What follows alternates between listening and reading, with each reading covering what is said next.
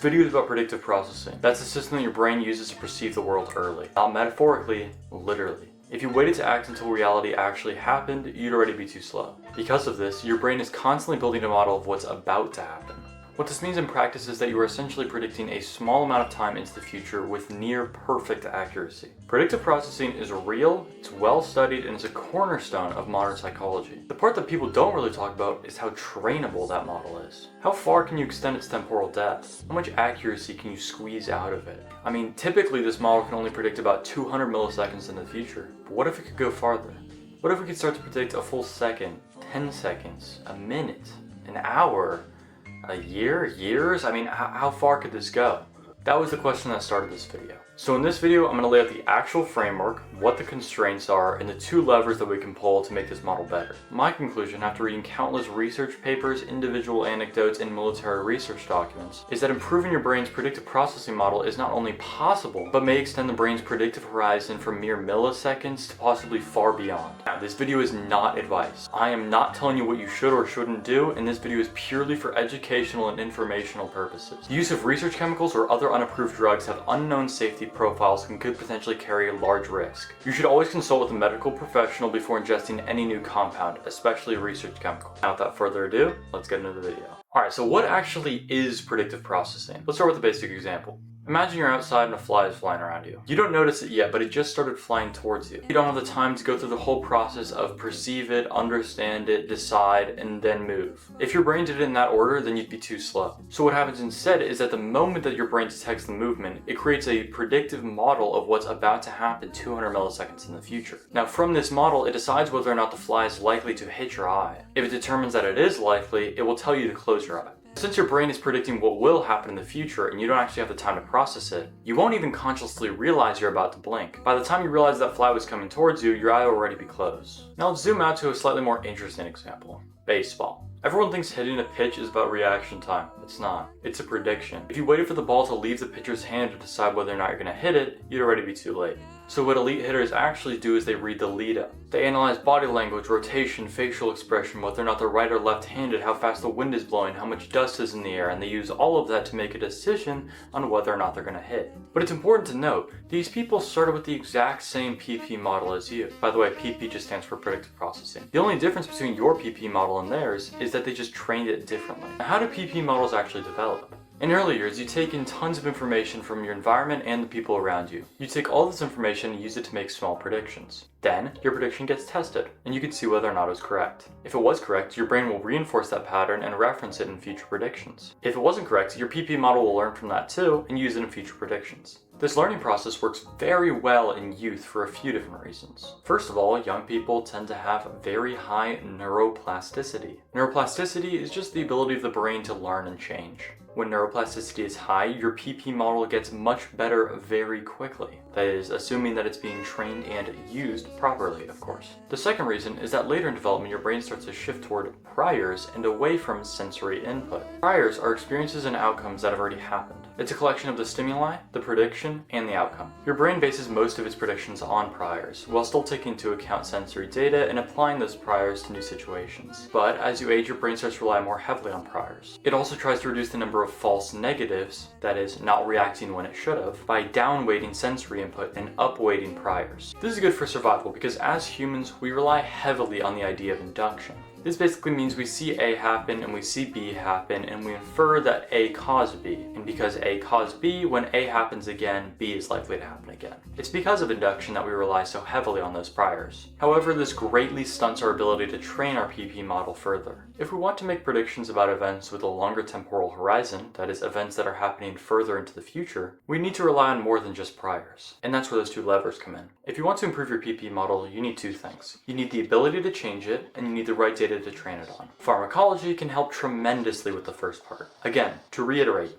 do not do this. This is potentially unsafe and could even be illegal depending on where you live. Our goal with these compounds is to make the PP model more editable. Because if the PP model is locked, it would be like trying to write files onto a read-only disk. You can grind training forever, but the system won't meaningfully change. Pharmacology is the thing that temporarily changes the edit permissions on the model. To understand why this matters, you first have to understand the concept of prediction errors. Prediction error is just when you get something wrong, like you blink for a fly that isn't there. The prediction error forces the model to update, but here's the problem. In a rigid mind state, the brain assigns too much weight to high-level priors. Because of this, it starts to treat those priors almost as fact, and it suppresses some of those error signals that would normally correct the model. What this means is it's just assigning too much value to those priors and not enough to center information and prediction errors. This is called overfitting. Overfitting is when a model gets too attached to its current position, so much so that new data doesn't even matter anymore.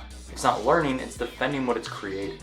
And that's the exact opposite of what we need if we're trying to extend temporal depth. So how can we use pharmacology to solve all these problems? We can use certain research chemicals to reduce the weighting of high-level priors and allow us to train the model on new information. For the first type of compound, we need to talk about rebus. Rebus stands for relaxed beliefs under psychedelics. The idea is that certain 5-HT2A agonists will help relax those high-level priors.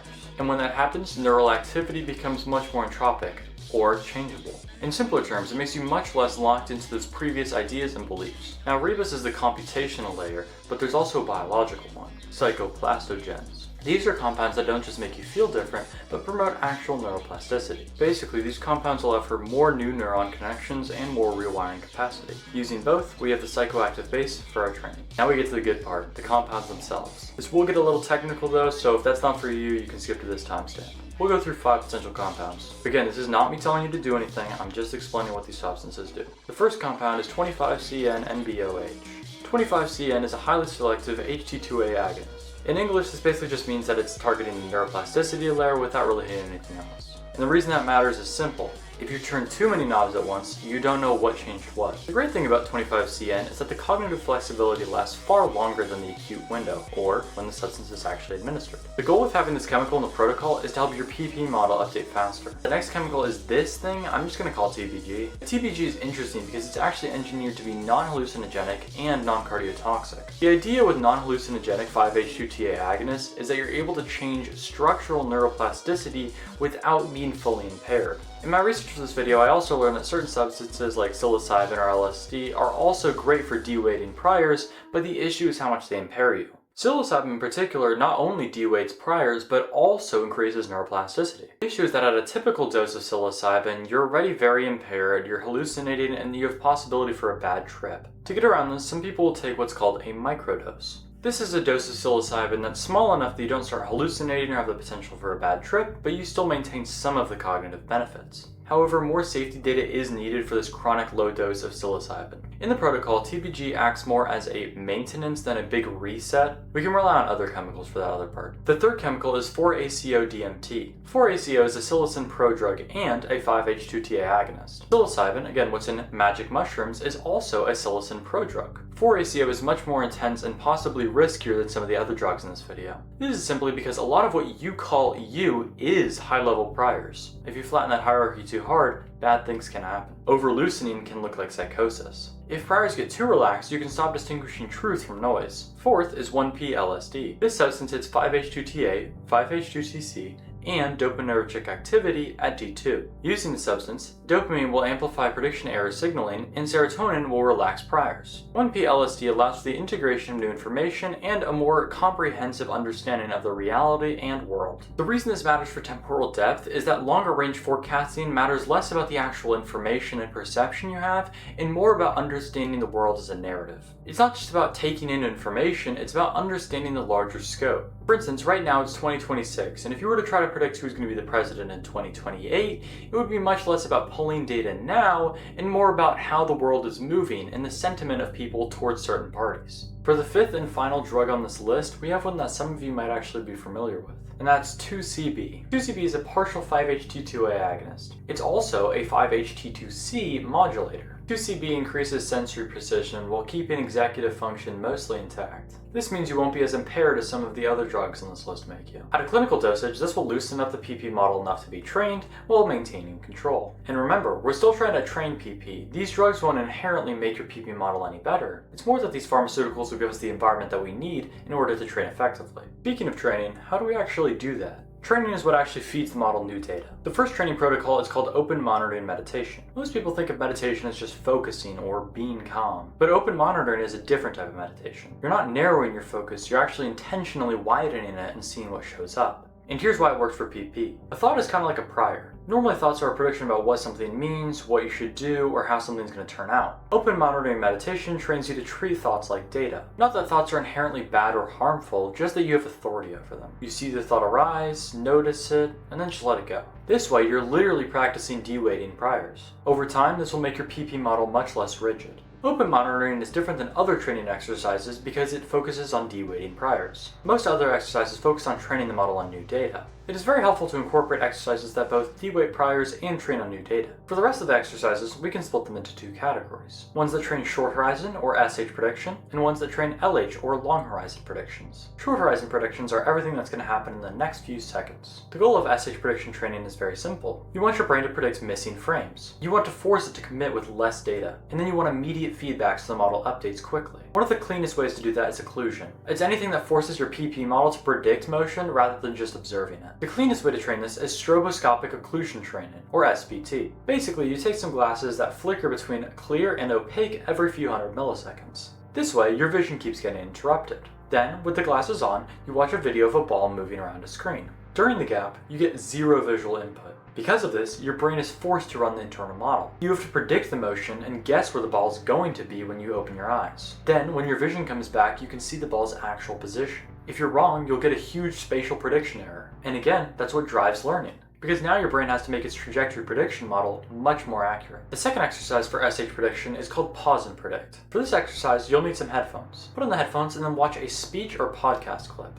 Ideally, you'll have an operator do this for you. Then, you or the operator will pause the clip mid-sentence. Your job is to say out loud what you think the next 1 to 10 words will be. Then, unpause the video and score yourself. If you can, record these attempts and see how your accuracy improves over time. This way you can see whether or not you're responding well to the exercise and modify your training protocol if needed. Ideally, you should start with familiar speakers and simple topics. Eventually, you can work towards more complex stuff. Next is long horizon prediction. Now, LH prediction is much different. Because you're predicting on much larger scales, more and more variables come into play. Because of this, your accuracy will go down exponentially as the temporal horizon gets further and further away. Your goal here shouldn't be to get 90+% accuracy, it should just be to get slightly above 50%. It is also much harder to train these type of predictions because the outcome will necessarily take longer to pan out than short horizon predictions. If we want to train this type of prediction, we're going to have to get a little more creative. My recommendation would be to find a topic on a prediction market like Kalshi or Polymarket. Try to choose a topic that you know something about but aren't terribly emotionally invested in. For example, is the low going to be below 40 degrees Fahrenheit in New York City tomorrow?